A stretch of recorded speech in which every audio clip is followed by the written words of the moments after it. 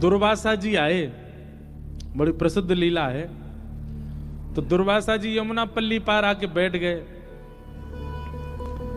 सब गोपी गई ठाकुर जी के पास, बोले लाला, बोले हम बे बताओ क्या बात है। बोले एक महात्मा आयो ब्रजमंडल में। ठाकुर जी बोले अच्छा कौन सा महात्मा। बोले दुर्वासा नाम है वाको। गोपी तो ठाकुर जी बोले तो कहा काम है मोते, कहा काम बताओ। बोले हम सब उनको दर्शन करना चाहमे, हम सब उनको प्रणाम करना चाहमे। ठाकुर जी बोले भैया देखो ये दुर्वासा तो एक ही दुर्वा है, बाकी तो मैं तो पूरी दुर्वान को खान हूं, मुझे प्रणाम कर लो।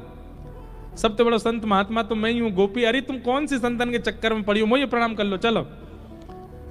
अब गोपी बोली तुम्हें तो रोज ही कर ले, अब एक बार कृपा कर दो दुर्वासा जी के दर्शन करने। ठाकुर जी बोले कहां है दुर्वासा जी। बोले यमुना पल्ली पार। तो चली जाओ दर्शन कर आओ। बोले यमुना जी में बाढ़ आ रखी है, खूब जोर से जल भैरो, कैसे जाएं, डूब जाएंगी। ठाकुर जी बोले तो मैं कहा करूं, मेरी नाव तो छोटी सी है, वहां मैं ना बैठाऊंगा मैं तुम सबन ने, तुम ऐसी मोटी मोटी धाम धुल्ला सी बैठ जाओगी, डूब जाएगी मेरी नाव। नंद बाबा ने छोटी सी नाव बनाए के दइए मोह ना। लाला हम यूं कह रही हैं कि तू कह तो रे कि तू जय जय है, तू परमात्मा है, तू परमात्मा है, तूने कछु करके दिखा यमुना जी में हमारे काजे मार्ग प्रकट करवाए थे। ठाकुर जी बोले अच्छा तुझे बात है, मार्ग चाहिए यमुना जी थे। बोले हाँ। तो बोले काम करो। बोले कहा यमुना जी के तट पे जाओ और यमुना जी को जल अपने हाथ में लियो और यमुना जी को जल हाथ में लेकर के और यमुना जी से कहियो हे श्री यमुना मैया, यदि नंद नंदन योगेश्वर कृष्ण ये योगेश्वर हैं, ये योगियों के भी ईश्वर हैं, पर स्त्री को कभी स्वप्न में भी नहीं देखते, स्पर्श करना तो बहुत दूर की बात। यदि इन नियमों का पालन कृष्ण ने भली भांति किया हो तो आप हमको मार्ग प्रदान कर दो। गोपी सब बोली अच्छा और जो कल हमारे संग्रास विहार कर रहे वो। ठाकुर जी बोले देख मेरी बात तू जाके कहे यमुना मार्ग नहीं दे दे तो कहियो।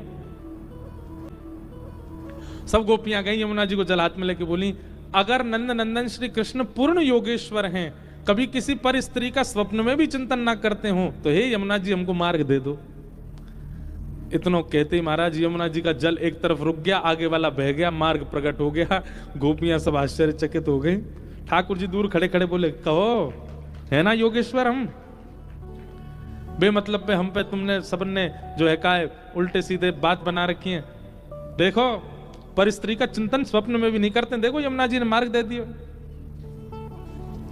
गोपी सब ठाकुर जी तो बोली लाला तो बड़ो कृपा हमको मार्ग, अब हम दुर्वासा जी पर जा रही हैं, कहाँ लेके जाएं। बोले बढ़िया 56 भोग बना के लेके जाओ ग्रंथ। सब गोपियां अपने घर से बढ़िया बढ़िया सामग्री लेकर के गईं, पल्ली पार पहुंच गई, दुर्वासा जी के दर्शन किए, दुर्वासा जी को प्रणाम कियो।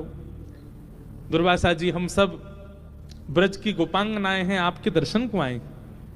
दुर्वासा जी बोले अच्छा आप क्या लेके आई हो। बोले हम सब सामग्री लाई, आपकी इच्छा हो तो हम ब्रजवासियों में एक गुण बताएं आपको, ब्रजवासी और कुछ नहीं जानते, पवाना बहुत अच्छा जानते हैं। ब्रजवासी पवाते बहुत हैं। संतों में प्रसिद्धि है कि भाई ब्रज के ब्रजवासी पवा में बहुत जोड़ते, बहुत बढ़िया पवा में चूल्हा चेताए के पवा देती, ये ब्रजवासियों का स्वरूप है। सब ब्रजांगना गोपियां गईं और दुर्वासा जी से बोली आपकी आज्ञा हो तो हम आपको पवा दें। दुर्वासा जी बोले हाँ लाओ सामग्री लाओ। एक गोपी ने पत्तल रखी, पत्तल में पूड़ी धरे, सब्जी धरे, रायतो धरे, जो जो सामग्री लेके गई सब धरती जाए।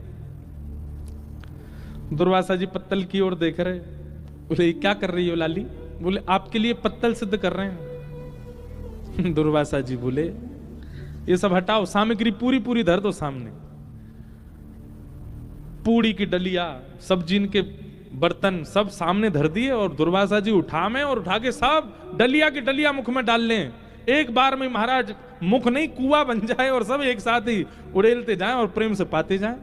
गोपियां सब देख करके बोले बाबा सच में तपस्वी हैं।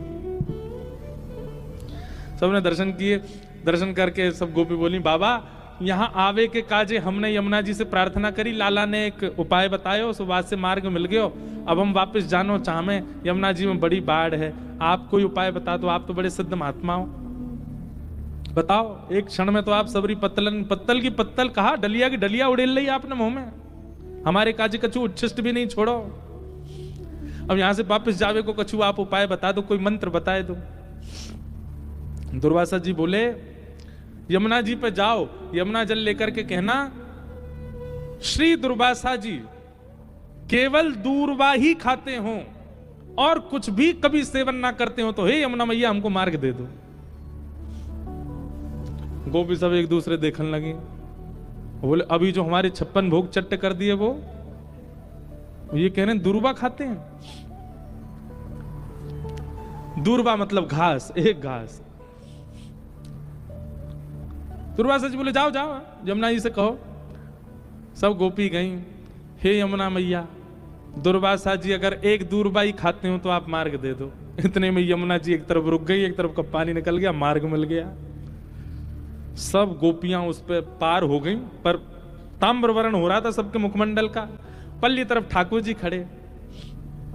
ठाकुर जी कहो गोपी दर्शन है गए दुर्वासा जी के, कैसे रहे दर्शन? आज कहां प्राप्त कियो सत्संग में? गोपी बोली एक ही चीज प्राप्त करी। बोले कहा? बोले तुम झूठे, तुम्हारो दुर्वासा झूठो, और तुम दोनों की झूठी साक्षी मानने वाली है जमुनाऊ झूठी है, तुम सबरे झूठे हो। बोले तुम कह रहे हो तुम परम योगेश्वर, और वो दुर्वासा जी कह रहे हो वो दुर्वा खाते हैं, और दोनों की साक्षी दे रही है ये यमुना। ठाकुर जी बोले प्रत्यक्ष दृष्टि से देखोगे तो ये झूठ दिखेगा, लेकिन वास्तविकता यही है कि मैं योगेश्वर हूं। स्त्री पुरुष का भेद मेरे चित्त में नहीं आता। कभी किसी पर स्त्री क्या किसी का भी काम भाव से तो चिंतन मैंने किया ही नहीं है, इसीलिए यमुना ने मार्ग दिया। और दूसरी बात दुर्वासा जी, वहां दुर्वासा जी को आपने 56 भोग दिए, प्रत्यक्ष दृष्टि में आपको लगा कि उन्होंने सब पाया, पर अप्रत्यक्ष भाव से वे दूर्वा ही ग्रहण करते हैं। उनका किसी वस्तु के प्रति कभी पूड़ी खाई, सब्जी खाई, खीर खा गए, कड़ी खा गए, ये प्रत्यक्ष दिखा, पर उनके मन ने कुछ भी स्वीकार नहीं किया। वो प्रत्यक्ष भाव से दुर्वासा ही हैं, और इन दोनों की साक्षी मानने वाली यमुना ये परम सत्या है। अप्रत्यक्ष भाव से मेरा रूप दिखा नहीं है, इसलिए तुमको बहम लग रहा है। ठीक वैसे ही बंधुओं, ठाकुर जी को चोर चोर चोर सब जगह कहा गया, पर ठाकुर जी चोर नहीं, ठाकुर जी रक्षक हैं। हम सबको कहीं हमारी चोरी हो ना जाए उससे बचाने वाले ठाकुर जी। ऐसे परम सत्य श्री ठाकुर जी को हम प्रणाम करते हैं। सत्यम परम धीमहि, ऐसे परम सत्य परमात्मा को हम वंदन करते हैं।